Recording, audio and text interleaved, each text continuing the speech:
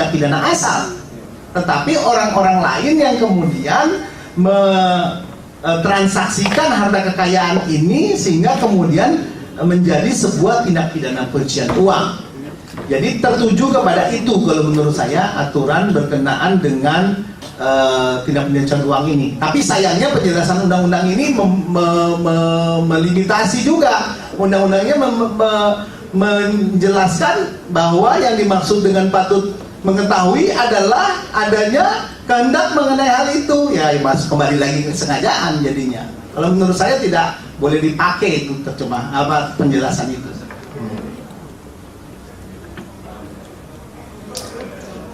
Ahli dulu saya. Itu kalau tadi kan ditanyakan oleh yang lain bahwa manakala calon dalam suatu pemilihan ketua umum suatu partai itu sebelumnya pernah menjabat sebagai penyelenggara. Nah kalau dalam dalam yang bersamaan pada saat itu calon ketua umum itu juga menjabat sebagai penyelenggara negara, dan pada saat pemilihan ketua umum diberikan fasilitas hadiah ataupun apapun bentuknya, itu apakah bisa dikatakan calon ketua umum ini menerima suap? Itu tadi menurut saya orang memberi itu tidak pernah ikhlas. Jadi si pemberi suap ini pasti ada maunya. Tidak pernah dia memberi karena dia ikhlas memberi. Saya pikir tidak ada, pasti ada maunya. Dan maunya itu pasti berhubungan dengan jabatan dia, berhubungan dengan kedudukan dia sebagai pegawai negeri atau penyelenggara negara. Dan saya pikir fakta case by case bisa dibedakan. Apakah pemberian itu ditujukan kepada kedudukan dia sebagai penyelenggara negara, atau pemberian itu, fasilitas itu diberikan dalam kedudukan dia sebagai pengurus partai misalnya. Jadi tidak ada sebuah formulasi umum, tetapi hanya harus dilihat case by case. Apakah pemberian itu bisa dipandang sebagai ditujukan kepada dia sebagai penyelenggara negara atau sebagai kedudukan dia yang lain? Karena seperti saya tadi katakan bahwa kalau istilah umum di masyarakat, tidak ada makan siang gratis, tidak ada pemberian yang tidak ada udang di balik batunya gitu. Jadi pasti tertuju kepada apa. Nah, tapi kalau memang dia diberikan ini dalam rangka misalnya kepantasan. Jadi misalnya orang ini baru dipilih jadi ketua partai, mobilnya kurang bagus, lalu ada orang yang dengan rela hati mengatakan pakai aja mobil saya yang lebih bagus karena kamu ketua partai. Menurut saya itu bukan sesuatu dalam konteks yang bersangkutan sebagai penyelenggara negara, sekalipun yang bersangkutan dalam saat yang bersamaan adalah penyelenggara negara. Menurut saya seperti itu. Nah kemudian masalah jurisprudensi ya, ini sebagai contoh ya. Kalau namanya jurisprudensi tadi kan kaitannya dengan fact finding ya. Betul. Ya. Itu apakah artinya bahwa dalam memutuskan suatu perkara itu aturannya belum jelas atau belum ada aturannya, atau bagaimana dalam konteks yang seperti apa? Iya, kalau kita kembali ke sejarah hukum, kebetulan saya pernah juga mengajar sejarah hukum. Ada kalanya, memang ada masanya ketika legisme berkuasa, maka semua hukum dianggap ada dalam undang-undang. Tetapi kemudian ajaran ini dianggap tidak memuaskan. Lalu kemudian lahirlah berbagai ajaran yang memberi kemungkinan hakim untuk memberikan tafsiran terhadap norma undang-undang. Jadi kalau menurut saya, bukan tidak ada pengaturannya, tetapi hakim memberi makna tidak seperti apa yang dimaksud pembentuk undang-undang. Gitu. Jadi res finding itu bukan tidak ada aturan sama sekali. Kalau tidak ada aturan sama sekali, bukan res finding, tapi hakim menjadi negatif legislator. Hakim menjadi pembentuk undang-undang juga, gitu.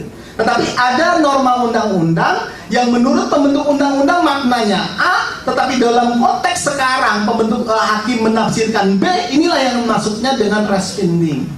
Jadi res finding ini bukan berkenaan dengan wets vacuum gitu ya, bukan berkenaan dengan wets vacuum, tapi res vacuum dalam hal ini. Ini sebagai contoh misalnya mengenai terkait dengan kewenangan KPK ya. Kewenangan KPK menurut ahli tadi kan sudah undang-undang TPPU terkait dengan penanganan tindak pidana TPPU pencucian uang. Itu kan ada sebagian hakim yang menyatakan bahwa KPK tidak berwenang. Sementara ada yang putusan yang menurut hakim-hakim yang lain sudah menjadi menganggap sebagai suatu jurisprudensi. dalam hal seperti ini, bagaimana kedudukan undang-undang ini bila dihadapkan dengan jurisprudensi yang nyata-nyata tidak sesuai dengan undang-undang itu? Tadi saya sudah menjelaskan atas pertanyaan saudara penasihat hukum, kewenangan itu penegak hukum hanya timbul dalam bentuk kewenangan atribus, kewenangan atributif. Jadi tidak bisa delegatif, tidak bisa mandat, tidak bisa diskresional. Jadi kewenangan atribus adalah kewenangan yang diberikan oleh undang-undang.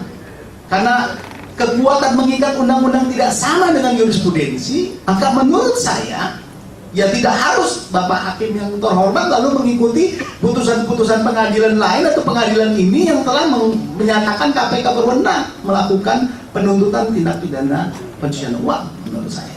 Ya, bukan masalah, kan tadi sudah dijelaskan bahwa tidak mengikat dan seperti itu. Artinya, apakah tidak suatu saat akan menggeser kedudukan dari undang-undang itu sendiri gitu loh. Kan itu yang semakin lama kan akan diikuti oleh, bisa dikatakan sampai ribuan case akan merefer ke jurisprudensi itu. Bagaimana kedudukan undang-undang pada akhirnya kan?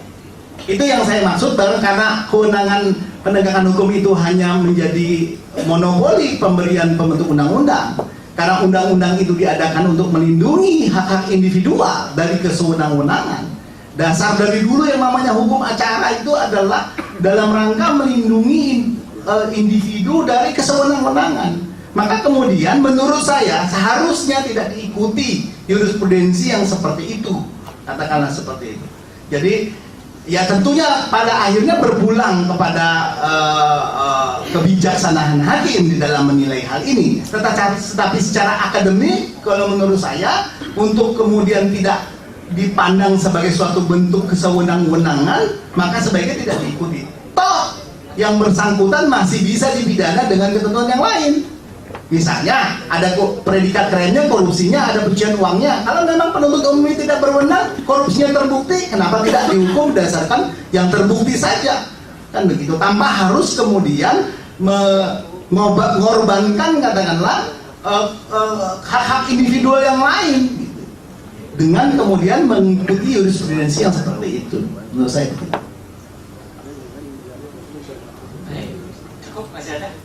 Sampai silakan. Terakhir pada dua ahli tadi sekaligus saja satu pertanyaan. Tadi saya mulai dari Dr. Kusnul Maria. Tadi kan ahli ada menunjukkan gambar. Saya tidak tahu gambar apa yang sebenarnya. Tapi kalau nggak salah itu kan bentuknya foto. Itu ada Mas Anas, ada Pak Ibas dan Pak SB. Saya menganggapnya itu triangle relationship atau relasi segitiga, katakan kalau itu minjam bahasa. Tapi mau kontekskan begitu. Ini soal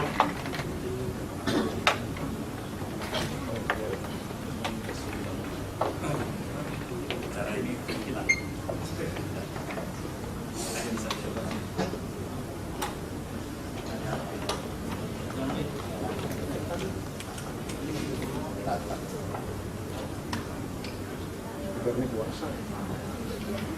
Mic-nya capek. Oh ya. Mudah-mudahan capek pendek. Jadi ini soal relasi segitiga. Teman, saya menggunakan kata tiga ini, saya mau mencoba bertanya dari aspek, katakanlah justice mini Rome. Semua keadilan itu kan tidak hanya memilih orang hukum, tapi juga bisa di tempat-tempat lain. Nah, saya mengukurnya dari sudut prosesualnya, sebagai apa, katakanlah fairness proses. Kalau katakanlah ini bukan sebuah kebenaran, tapi sebuah logika kesederajatan atau kesamaan dalam proses. Kalau dalam sebuah pemilihan berkonsekuensi, proses pemilihan berkonsekuensi dengan tanggung jawab hukum, kemudian ada 3 calon.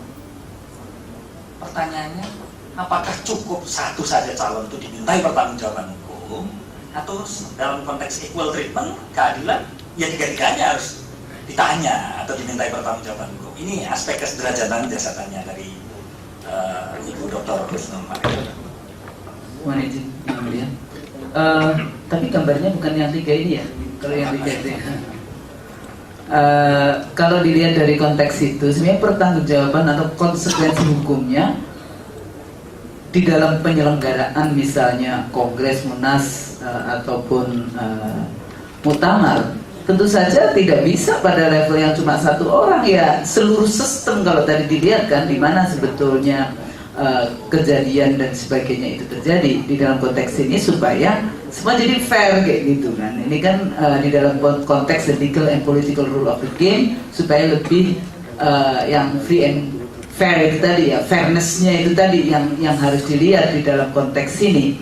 Nah, menariknya kan dalam konteks ini, kalau tadi dari mulai pertanyaan tentang penyelenggara negara, apakah ini kompetisi antar penyelenggara atau kader? Ya kader. Jadi mestinya semua kader ya harus dimintain pertanggungjawaban kalau itu terlibat di dalam proses-proses seperti di dalam kongres dan sebagainya, fairness. Jadi pertanggungjawabannya jangan cuma kadang-kadang yang apakah hanya yang menang, yang kalah, terus kemudian tidak bertanggung jawab. Jadi menurut saya ada mekanisme di dalam partai politik untuk menyelesaikan berbagai persoalan itu, tapi intinya adalah pertanggungjawabannya ya kepada semua kalau memang kita mau lebih fair di dalam kehidupan politik dan lebih demokratis gitu ya. Jadi kemudian jangan abuse power di dalam konteks ini.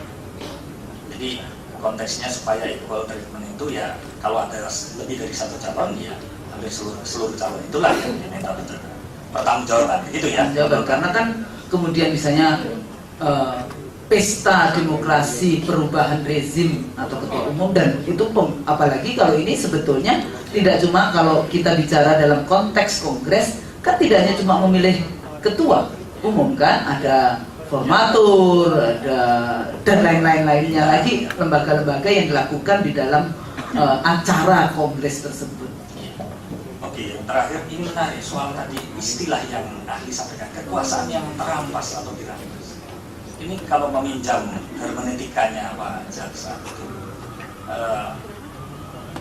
limitless power gitu, dalam konteks itu, apakah dalam equal treatment ini supaya tidak terjadi abuse itu konsekuensinya atau prosesnya bagaimana sebenarnya yang baik?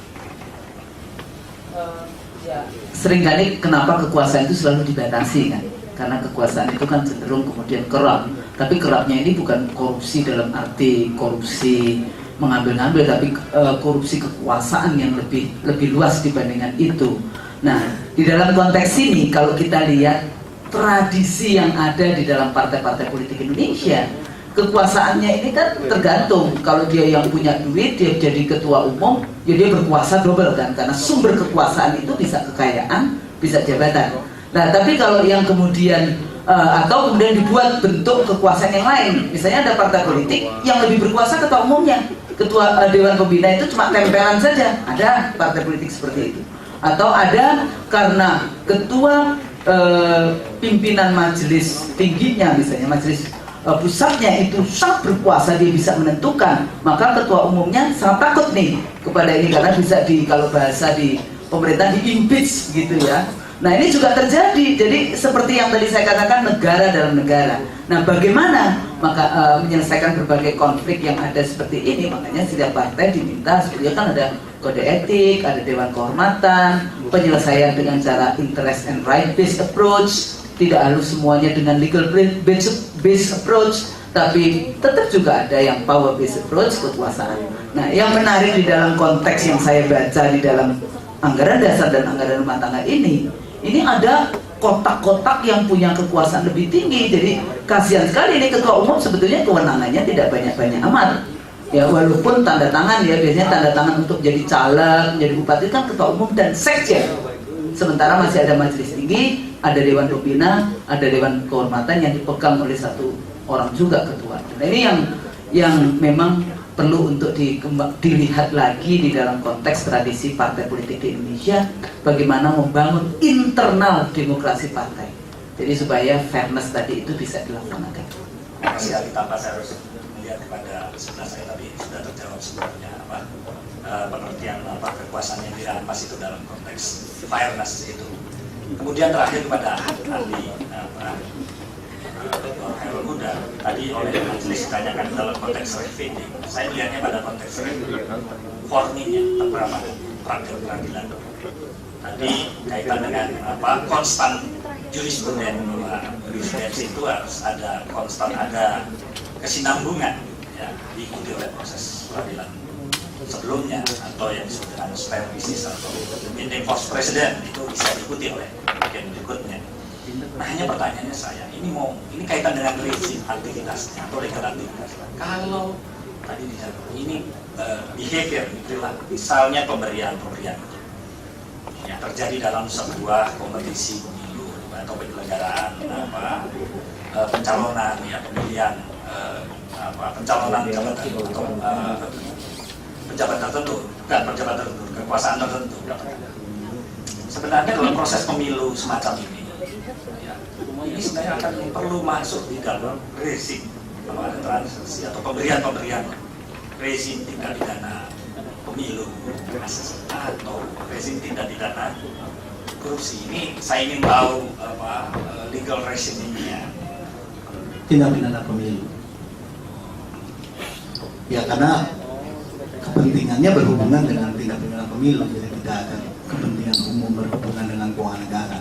Maka tolak dari korupsi itu kan berangkat dari keuangan negara, berkaitan dengan kekuasaan negara. Jadi kalau memang berhubungan dengan hal itu perlu dikriminalisasi, kriminalisasinya adalah di Undang-Undang Tindak Pidana Pemilu, katakanlah, atau di Undang-Undang Pemilu. Saya pikir itu. Terima kasih, Ali. Baik, dari terdakwa. Bagaimana? Silakan.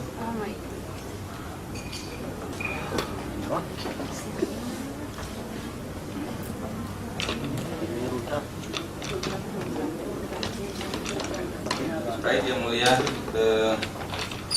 ada satu pertanyaan terakhir ya, untuk ahli Dr. Khairul Huda. Kalau seseorang didakwa menerima sesuatu dari seseorang atau dari korporasi dan kemudian ini dianggap sebagai predikat crime, ini tindak pidana asal, kemudian tindak pidana asal ini tidak terbukti atau tidak bisa dibuktikan di persidangan bahwa ini sesungguhnya tidak ada. Pertanyaan saya, apakah dalam kondisi seperti ini ada tindak pidana pencucian uang? Tindak pidana pencucian uang itu adalah crime after the crime. Tindak pidana yang timbul karena ada tindak pidana lain. Ini yang disebut dengan predikat crime. Jadi kalau tidak terbukti tindak pidana asalnya, secara mutatis mutandis yang bersangkutan harus dibebaskan dari tindak pidana pencucian uang itu. Karena itu tadi peribahasanya adalah baju belum dibeli mana mungkin dicuci. Jadi harus dibeli dulu bajunya baru bisa dicuci. Harus ada tindak pidana asalnya dulu, baru kemungkinan ada tindak pidana pencucian uang itu. Saya pikir itu. Baik, hanya itu Yang Mulia. Yang terakhir, saya hanya ingin menyampaikan bahwa pandangan-pandangan ahli apapun latar belakangnya, baik yang hukum maupun yang politik, saya kira berdasarkan keahliannya. Saya harus mengatakan ahli Dr. Husnul Mar'iyah itu pernah menjadi rekan kerja saya yang mulia di KPU. Saya berhenti tahun 2005. Bu Husnul jadi anggota KPU sampai selesai tahun 2007. Tetapi yang disampaikan di sini adalah pandangan-pandangan berdasarkan keilmuannya, bukan karena Dr. Husnul pernah jadi rekan kerja saya di KPU dulu. Yang kita uji adalah pandangannya, pendapat-pendapat berdasarkan keahliannya, bukan karena Dr. Husnul pernah jadi anggota KPU dulu bersama saya. Hanya bedanya saya berhenti lebih dulu. Dr. Husnul namanya Dr. Husnul, selesainya Husnul Khotimah. Terima kasih Yang Mulia. Baik, selesai pemeriksaan ahli. Terima kasih atas kehadirannya. dan sudah dapat mendengarkan. Terima kasih.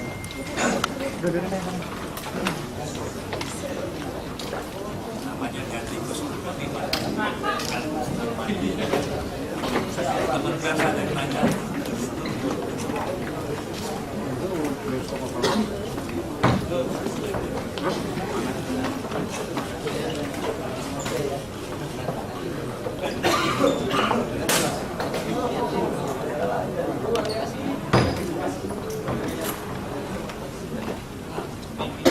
Selesai pemeriksaan ahli, pemeriksaan hukum, jadi nanti kita istirahat.